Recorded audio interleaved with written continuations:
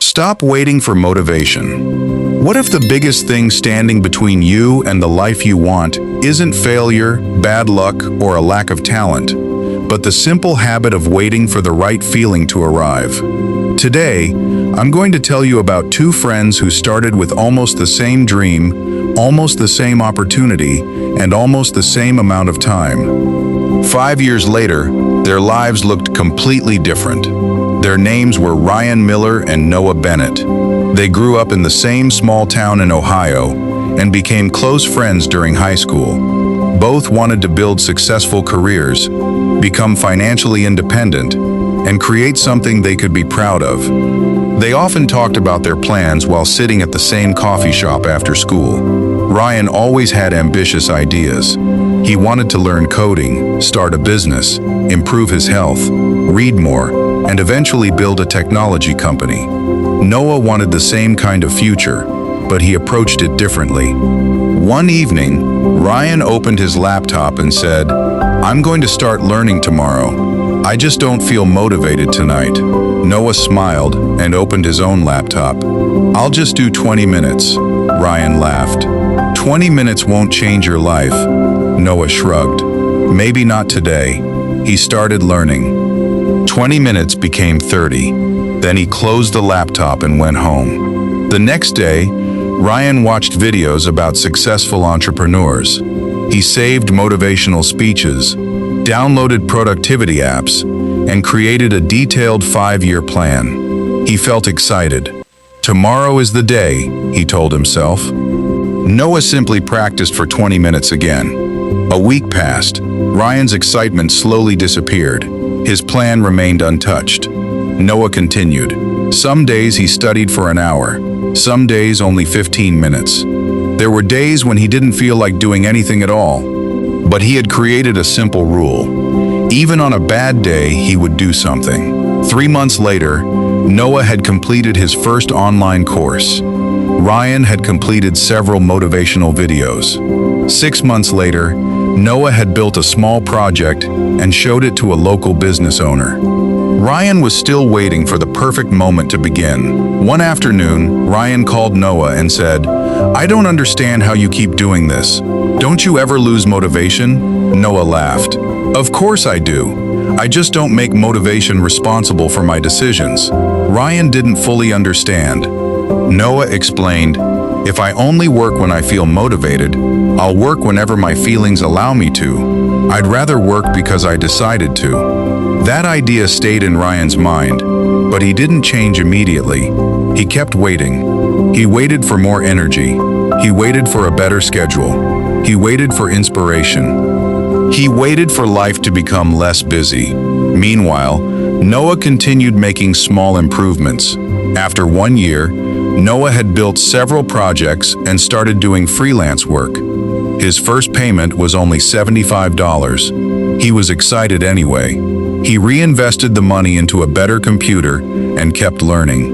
Ryan still hadn't started seriously. Whenever he saw Noah making progress, he would say, "I'll catch up soon." 2 years passed. Noah's small freelance work became a part-time business. He made mistakes constantly. Some clients disappeared without paying. Some projects failed. Some weeks were terrible. But every problem taught him something. Ryan, meanwhile, still had the same ideas he had talked about years earlier. The difference wasn't intelligence. It wasn't luck. It wasn't even talent.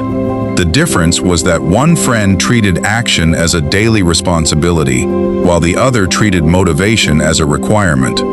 In the 3rd year, Noah launched a small software service with 2 friends. It wasn't impressive at first. Their website looked basic. Their first month brought in only a few customers, but they kept improving it. Ryan finally decided to start his own project too. He spent 3 weeks planning everything perfectly. He designed a logo, chose a company name, created a business plan, and announced to his friends that something big was coming. Then he faced his first difficult problem. Instead of solving it, he stopped. "I'll continue when I have more time," he said. Months passed. Noah's company slowly grew. Ryan's project remained unfinished. By the fourth year, Noah had hired 2 employees. He wasn't rich, and his business wasn't famous, but it was moving forward. He had developed skills, experience, confidence, and connections that couldn't have been built by simply thinking about success. Ryan watched from a distance. One evening, he called Noah and asked, "Do you ever look at how far you've come and feel lucky?" Noah paused. "Sometimes. But honestly, I think most of it came from boring days." Ryan asked, "Boring days?" Noah smiled. "Yes, the days when nothing exciting happened. The days when I didn't feel inspired. The days when I wanted to watch TV instead. I still did the work." That answer finally changed something inside Ryan. He realized he had been searching for a powerful feeling that might never arrive. He thought successful people woke up excited every morning, full of energy and confidence. But Noah had discovered something much simpler. Progress doesn't require a perfect mood. It requires consistency. 5 years after their first conversation at the coffee shop, Ryan and Noah met at the same place. They ordered the same kind of coffee and sat at the same table. Ryan looked at his old friend and smiled. 5 years ago, we wanted almost exactly the same things." Noah nodded. Ryan looked out the window. "But you actually built yours." Noah didn't respond immediately. Finally, he said, "You can still build yours." Ryan laughed. "I know, but I wasted so much time waiting to feel ready." Noah smiled. "Then don't waste another day waiting." Ryan went home that evening and did something he had avoided for 5 years. He opened his laptop and worked for 15 minutes. The next day, he worked for 15 minutes again. It wasn't dramatic. Nobody applauded. Nothing changed overnight. But this time, Ryan wasn't looking for motivation. He was building a habit. Weeks became months. Months became a year. Ryan's progress was slower than he wished, but it was real. He began to understand what Noah had learned years earlier. You don't need to feel motivated to take action. Sometimes action comes first, and motivation follows later. Think about exercise. You may not feel like getting up, but after you start moving, your energy changes. Think about studying. You may not feel interested at first, but after 10 minutes, the subject can become easier. Think about starting something new. The first step often feels uncomfortable because you're waiting for confidence that can only come from experience. That's why waiting can become a trap. You tell yourself, "I'll start when I feel motivated." Then tomorrow comes, and the feeling isn't there. So you wait again. Eventually, weeks become months, and months become years. Meanwhile, someone else is quietly taking small steps. They aren't necessarily more talented. They simply started before they felt ready. So don't make motivation the boss of your life. Make a decision, create a small routine, and let your actions become stronger than your moods. You don't have to work for 10 hours every day. You don't have to transform your life overnight. Start with 15 minutes. Read a few pages. Practice one skill.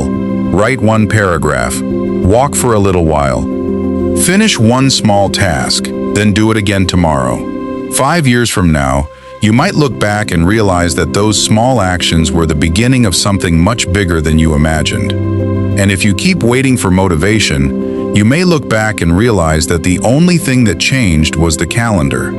So ask yourself one question today. What can I do for the next 15 minutes, even if I don't feel like doing it? Start there. Motivation may come later, but your future doesn't need to wait.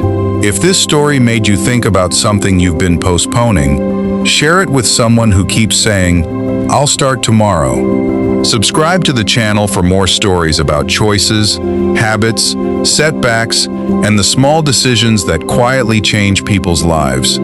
And remember, you don't need motivation to start. Sometimes, starting is what creates the motivation.